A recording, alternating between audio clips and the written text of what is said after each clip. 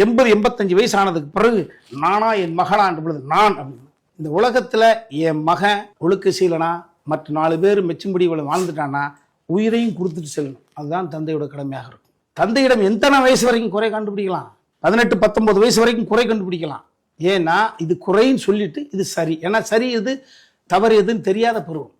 20, 21 வயசு ஆக சரி தவறு தெரிஞ்ச பிறகு அவர்களை தூரத்திலிருந்து பெரும் பள்ளத்தில் விழுந்தாத அளவுக்கு பாதுகாக்க வேண்டியதான் தந்தையோட கடமை. உடைய ஒட்டுமொத்த சொத்தை எழுதி விட்டு மறுநாள்ல இருந்து கணக்கு கேட்கக்கூடாது. இப்போ வெறுப்பு வந்துடும் தந்தையை.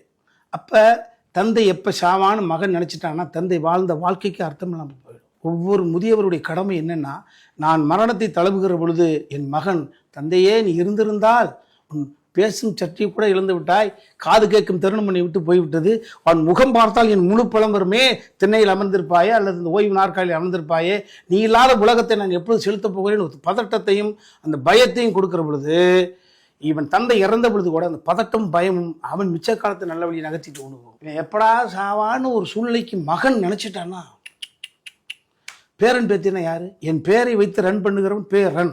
பேத்தினா சார்? அப்ப பேத்தி அவன் என் பெயரை வைத்து தீயா வேலை செய்வான்.